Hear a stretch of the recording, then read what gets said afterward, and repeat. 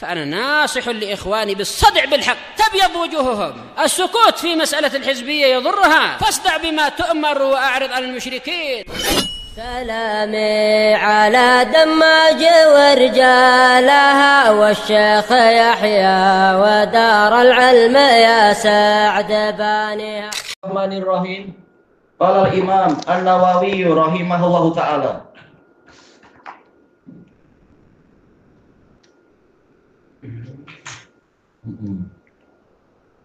Ana baca sedikit. Al hadisur rabi' wal mi'ah ba'dal alf, hadis yang ke 1104.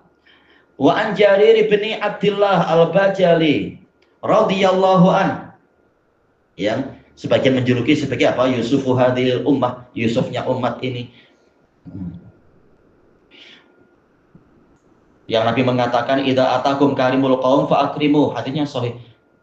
Jika orang mulia dari suatu kaum mendatangi kalian, maka muliakanlah dia. Qal kunna indan nabiyyi sallallahu alaihi wasallam. Kami pernah ada di dekat Nabi sallallahu alaihi wasallam. Fa nadhara ilal qamari lailatal badr. Beliau melihat ke bulan pada malam purnama. Faqal, maka beliau bersabda, innakum satarawna rabbakum kama tarawna hadzal qamar. Sesungguhnya kalian akan melihat Rabb kalian sebagaimana kalian melihat bulan ini.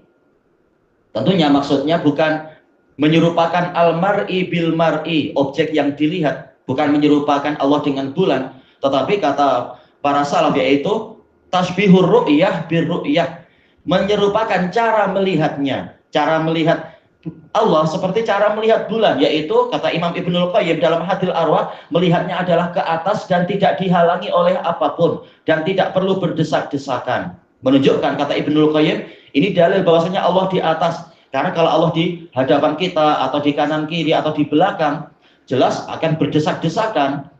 Padahal kalau melihat bulan yang ada di atas tidak perlu berdesak-desakan dan tidak terhalangi. Kalau Allah di kanan kiri atau depan belakang akan terhalangi kita, karena orang banyak sekali di padang mahsyar, orang dan jin dan semacamnya istilahnya.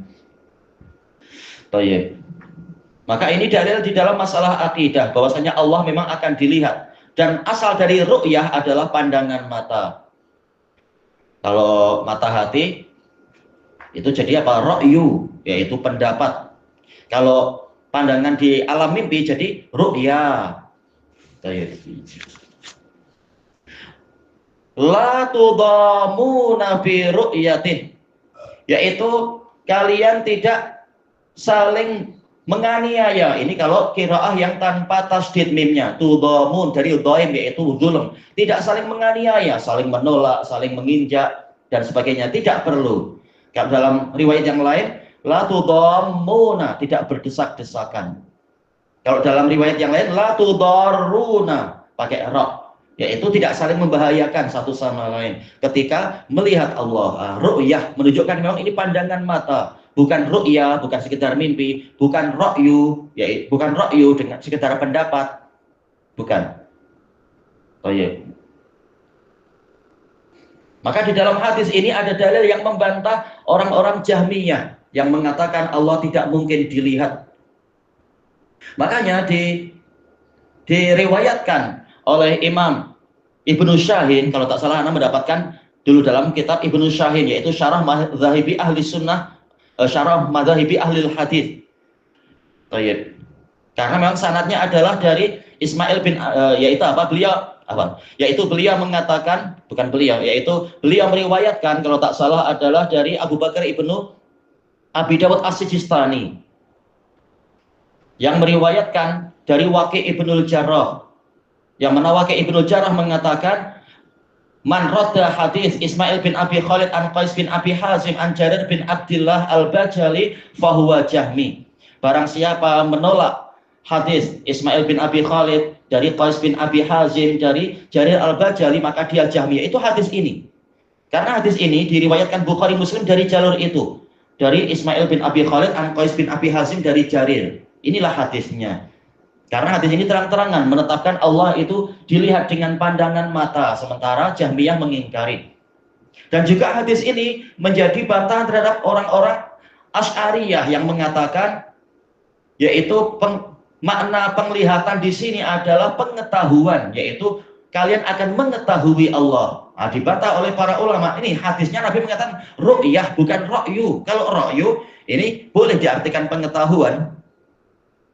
Tetapi Nabi terang-terang mengatakan ru'yah yaitu pandangan mata. Kalau masalah mengetahui, hatta di dunia kaum mukminin tahu tentang Allah. Karena rajin belajar, maka mereka jadi tahu Allah. Tapi untuk melihat nanti di hari kiamat, maka hadis ini telah membantah orang-orang tadi itu. Hadis ini salah satu dalil akidah yang sangat besar. Makanya sering dalil ini disebut di dalam kitab-kitab akidah, masalah ru'yatullah, dan hadis yang diterangkan adalah hadis Jarir bin Abdullah. Fa in istata'tum. Kemudian ini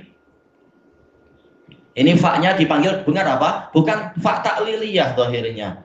Tetapi adalah yaitu fa al-ifsah, yaitu menerangkan adanya yang tersembunyi. Yaitu takdirnya apa? In alimtum dzalik, jika kalian sudah tahu ini, bahwasanya nanti di hari kiamat kalian akan melihat Allah bagaikan melihat bulan, tidak perlu saling menganiaya satu sama lain. Maka apa yang harus dilakukan ini? In istata'tum alla taghlibu ala shalatin qabla tulu'i syamsi wa qabla ghurubiha faf'alu. Jika kalian mampu untuk tidak terkalahkan dari mengerjakan sholat sebelum terbitnya matahari, yaitu sholat subuh, dan sebelum terbenamnya matahari, yaitu sholat asar, maka laksanakanlah itu. Kata Al-Hafidz Ibnu Hajar, hadis ini menjadi dalil bahwasanya orang yang paling beruntung dan paling mudah untuk melihat Allah nanti di hari kiamat adalah orang yang memelihara sholat subuh dan sholat asarnya. Karena Nabi menggantungkan ru'yah tadi kepada masalah ini, menunjukkan yaitu cara yang paling bagus untuk mendapatkan melihat wajah Allah adalah menjaga sholat subuh dan sholat asar. Dan hadis ini juga kata para fuqaha menjadi dalil bahwasanya batas akhir dari sholat subuh adalah terbitnya matahari. Selama matahari belum nampak, maka masih boleh sholat subuh. Demikian pula batas akhir dari sholat asar adalah terbenamnya matahari. Selama matahari belum terbenam, maka dia masih ada waktu untuk sholat. Tapi dalil yang lain menunjukkan bahwasanya batas akhirnya adalah tatkala bayang-bayang seseorang itu sudah 2 kali panjang dia, atau tatkala matahari masih putih. Tatkala sudah mulai menguning atau panjang badan dia sudah lebih dari 2 kalinya, maka waktunya habis. Berarti cara menggabungkan hadis ini adalah waktu sholat asar itu bagaikan waktu sholat isya, yaitu terbagi 2. Waktu ittirari dan waktu ikhtiyari. Ikhtiyari dan ittirari. Yang pilih yaitu yang waktu pilihan, orang bebas memilih sholat di awal atau pertengahan atau akhir, itu berakhirnya adalah tatkala bayang-bayang sudah 2 kali lipat, atau tatkala matahari sudah mulai menguning cahayanya. Adapun waktu ittirari, yaitu terpaksa untuk orang-orang yang ada udzur terpaksa ini, itu waktunya adalah selama matahari masih nampak. Kalau sudah terbenam, waktu sudah habis sudah. Ini tentunya untuk orang-orang yang, adapun waktu ikhtiyari adalah untuk orang-orang yang tidak wajib datang ke masjid memenuhi panggilan azan dan iqamat itu. Adapun untuk orang-orang yang ada kewajiban, yaitu lelaki yang sehat, yang mukim, dan seterusnya itu, maka dia wajib datang kalau ada panggilan azan dari masjid wakaf, seperti yang difatwakan oleh Imam Ibnu Baz, Imam Ibnu Utsaimin, dan yang lain-lain. Berdasarkan hadis tentang orang buta yang yang minta udzur pada Nabi untuk sholat di rumah. Ternyata Nabi mengatakan hal sami'tan nida abis sholat, apakah engkau mendengar panggilan sholat, yaitu azan? Dia mengatakan na'am, ya. Nabi kemudian mengatakan fa'ajib, engkau harus penuhi panggilan itu walaupun engkau buta dan tapi masih mampu untuk datang tentunya. Kalau tidak, ya tentunya ada udzur, namanya buta dan tidak mampu. Baik, dengan ini terkumpul dalil-dalil. Azan dari mana? Yaitu masjid wakaf, bukan azan dari masjid-masjid individual, masjid yang masih milik orang per orang, tapi masjid wakaf. Baik. Itu pembahasan masalah waktu ikhtiyari tadi. Dan inti pembahasan kita ini yaitu pembahasan tentang keutamaan sholat subuh dan sholat asar. Di antara keutamaannya adalah mereka akan menjadi orang yang paling berbahagia dan paling dimudahkan untuk melihat indahnya wajah Allah. Ya, yang lain-lain yang tidak menjaga sholat itu boleh jadi walaupun misalkan tidak kafir, dia masih ada sholat-sholat yang lain, tetapi tentunya dia tidak mendapatkan keutamaan ini. Karena Nabi menggantungkan keutamaan ini, melihat indahnya wajah Allah, Nabi menggantungkannya kepada adanya sholat subuh dan sholat asar. Dan melihat indahnya wajah Allah tatkala ini menjadi pahala, berarti memang ini adalah kenikmatan yang besar, bukan sekedar melihat-melihat biasa. Makanya dalam hadis yang lain, hadis muttafaqun alaih, Nabi mengatakan, "Fama utu syai'an ahabba ilaihim min ayyarau minan nadhari ila wajhi rabbihim." Tidaklah mereka diberi suatu kenikmatan yang lebih mereka sukai daripada melihat indahnya wajah Rabb mereka. Menunjukkan ini lebih hebat, lebih menyenangkan, membahagiakan, lebih lezat daripada menikmati kenikmatan-kenikmatan surga. Baik. Seperti juga yang disebutkan oleh Ibnul Qayyim rahimahullahu taala di dalam Al-Fawaid, kalau pada hari dikatakan ukhruj alaihim, keluar alaihim, yaitu keluarlah engkau untuk menemui para wanita itu, tahu-tahu indera perasaan itu sudah hilang. Wanita-wanita itu sampai memotong tangan mereka sendiri karena terpana dengan ketampanan Nabi Yusuf. Lalu bagaimana perbandingannya dengan Yaumul Mazid, hari pertambahan, yaitu melihat indahnya wajah Allah, yang mana ketika penduduk surga melihat indahnya wajah Allah, mereka justru tidak lagi merasa yang lain-lain itu sedap, yaitu saking dahsyatnya melihat indahnya wajah Allah itu. Tidak diberi sesuatu kesenangan surga yang lebih mereka sukai daripada melihat indahnya wajah Allah. Jelas tidak mungkin untuk dibandingkan.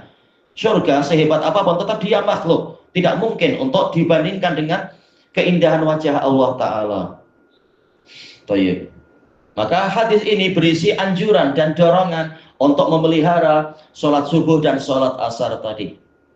Qal muttafaqun alaihi wa fi riwayah, dalam riwayat yang lain, fa nazara ilal qamari lailata arba'a asyrah. Maka Nabi melihat, yaitu ketika kami sedang duduk-duduk di dekat Nabi, Nabi melihat kepada bulan pada malam 14, ya memang malam purnama itu. Dan ini pun jelas nazara ila, yaitu bimakna ra'a atau absara, yaitu penglihatan pandangan mata, ru'yatul ain.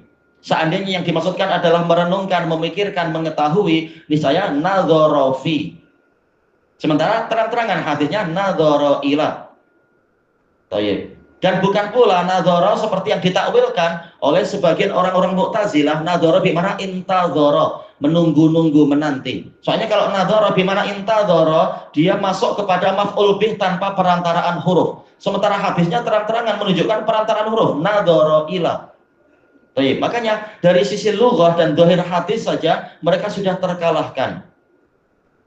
Menunjukkan memang takwil mereka bukan takwil orang yang pandai, malah menunjukkan kejahilan. Karena orang yang menyelisihi Nabi pasti justru nampak kejahilannya, bukan nampak kepandaiannya. Tayyib. Ilahuna wallahu a'lam.